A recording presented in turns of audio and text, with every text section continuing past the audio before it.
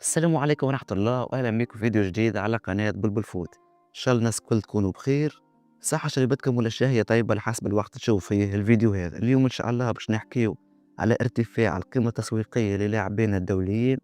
نحكيو على خليل العياري، سيباستيان تونكتي، وآدم عروس، وباش نحكيو على أليسون سانتوس.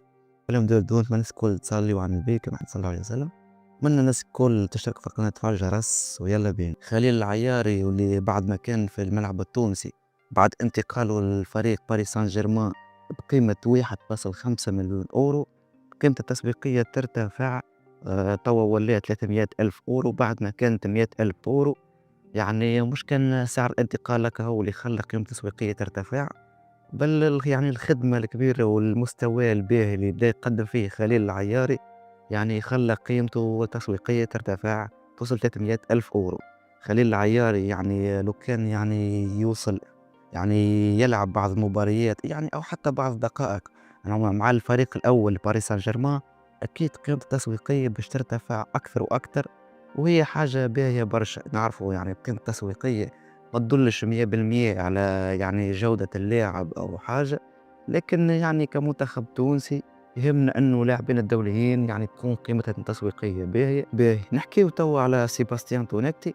سيباستيان تونكتي كيف كما خليل العياري زاد قيمته التسويقيه ارتفعت. سيباستيان الموسم اللي فات يعني قبل بموسم قيمته التسويقيه كانت 1.2 مليون اورو. الموسم هذا يعني وخاصة بعد العروض اللي تقدمت يعني أو العرض اللي تقدم من فريق هامبورغ الألماني لفريق سلتيك، كان عرض بقيمة 14 مليون أورو. قيمة تسويقية لسيباستيان تونكتي ترتفع ولات حاليا 6 مليون أورو، واللي هي حاجة باهية برشا. يعني سيباستيان مثلا لو كان ينتقل يعني في الصيف هذا مثلا لنابولي، حسب ما حكي حسب يعني الأخبار اللي متداولة إنه نابولي تحب على خدمات سيباستيان تونكتي.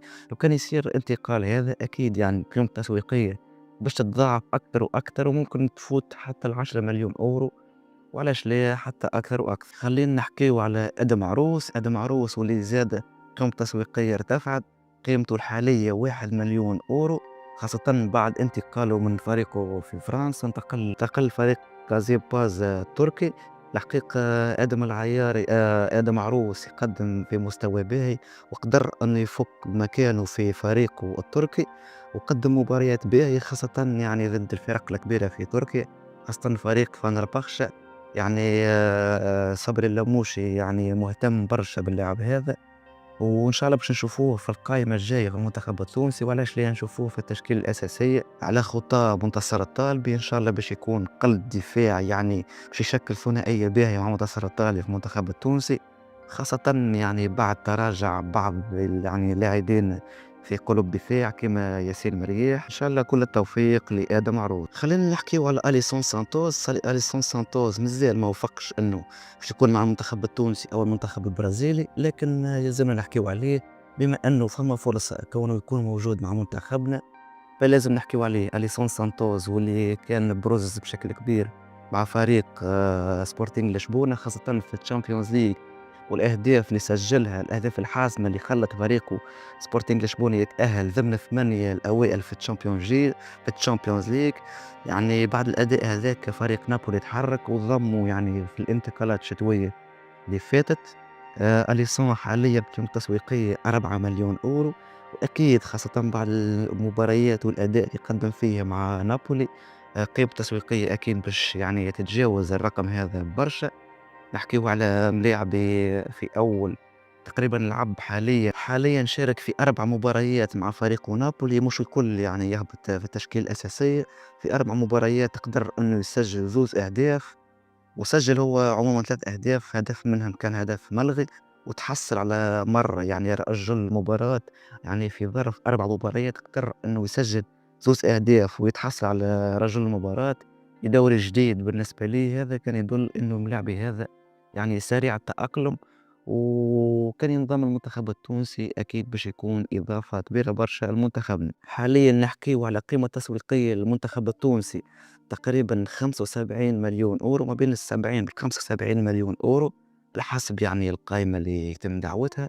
الحقيقة رقم يعتبر ضئيل خاصة بالمقارنة مع جيراننا يعني في شمال أفريقيا، نحكيو على منتخب مغربي يعني قيمة يعني لاعب واحد فقط يعني تقريبًا أشرف حكيمي قيمته التسويقية 70 مليون€، نحكيو زاد على منتخب جزائري زاد يعني قيمته التسويقية كبيرة برشا، يعني منتخب مصري كيف بقينا إحنا يعني قيمة منتخبنا 75 حاليًا مليون €.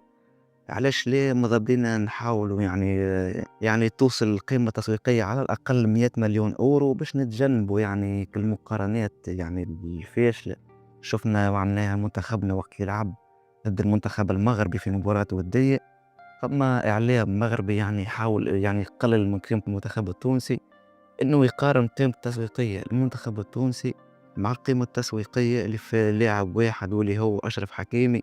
يعني هي يعني ما تنجمش يعني هي ماهوش مقياس، يعني كونه منتخب ثم فرق ومنتخبات قيمتها تسويقية بالمليارات، وتجي منتخبات أو فرق يعني قيمتها تسويقية يعني ما تتجاوزش يعني ال100 مليون €، وعادي جدًا يعني مش مشكلة يعني ربح وخسارة، لكن تبقينا يعني باش نبعدوا على المربع هذا، يعني الرقم هذا صراحة ما يتوافقش مع تاريخ منتخبنا.